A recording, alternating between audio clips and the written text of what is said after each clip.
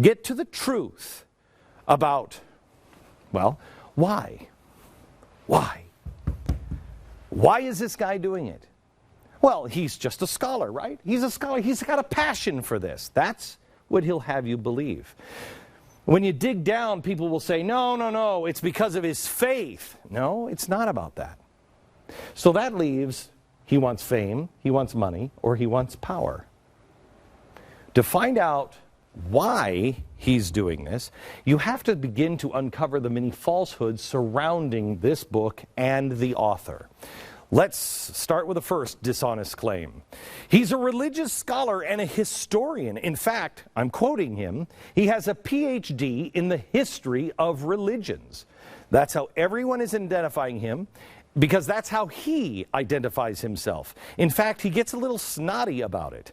In an interview on Fox News, he declared himself a historian and a PhD on the history of religions.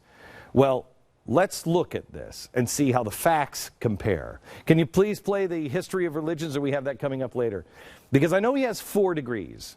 He has, in 1995, he got a BA in religion, in religious studies. A BA, that's not a PhD. Santa Clara University.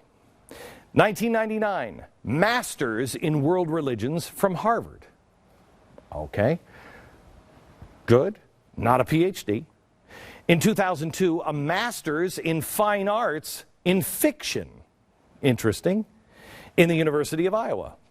In 2009, a PhD in Sociology. That is bizarre. So he's studying us, he's learning how to write fiction, and he learns how to speak the religious language. Wow. It's a fascinating work here. But you know what I notice? There's no history degree. There's no history degree. He's not a PhD in religions, and he's not a historian. It's possible that his Harvard theology degree included some history credits, but that's not the same, and not even on the same planet as an expert with a PhD in the history of religions. Please play the Fox News piece here where he goes on. Listen to how he says it. To be clear, I am a scholar of religions with 4 degrees, including 1 in the New Testament. I am an expert with a PhD in the history of religions. I am a professor of religion, including the New Testament. That's what I do for a living, actually. To be clear, I just want to emphasize this one more time. I am a historian. I am a PhD in the history of religions. No, he's not. He's not a PhD of the history of religions. He is not a historian. I tell you what, next time I'm on any channel, I'm going to insist that they put historian underneath my name. I spend a lot of time looking at history. A lot of time. Do you think they'd let me get away with historian? How about if I said I was a PhD in American history? And I don't have that. Would anybody allow me to get away with it?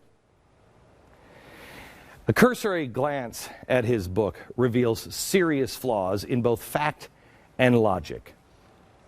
But before I leave there, could you please put up where he's teaching now? Because he said, I want you to know what I'm teaching here.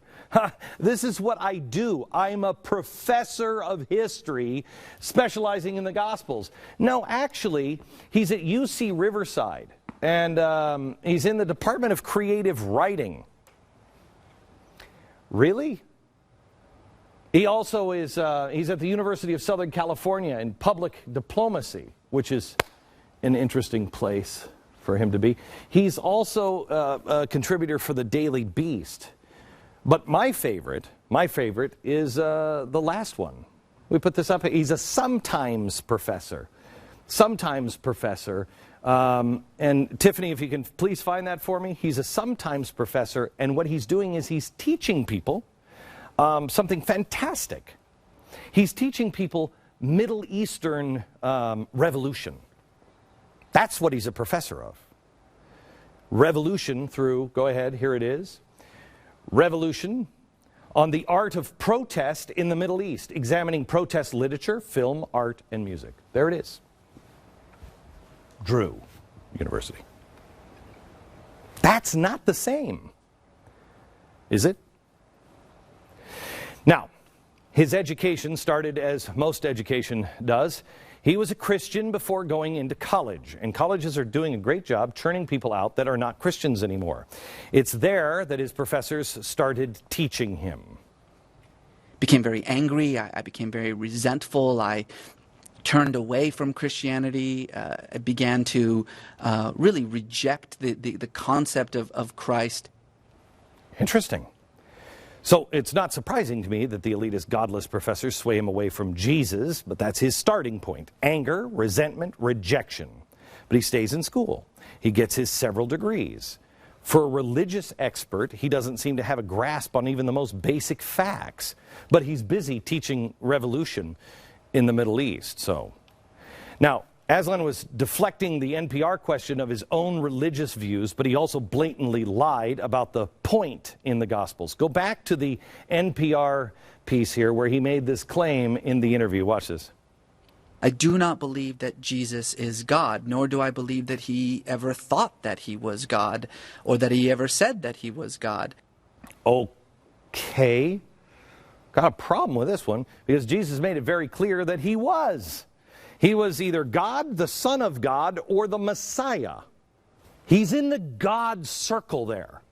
And I don't care how far you get away from it. If you read the Gospels, it's pretty clear that's who he's saying he is. It's one of the reasons why everybody wanted him dead. He refers to himself as I am, which is the holy name of God, at least 4 times. In Mark, Jesus is asked, "Are you the Son of God?" And he says, "Yes." Well, that seems like it's pretty clear. So why would a religious scholar make such an easily disprovable claim? The string of dishonesty seems to be a pattern here.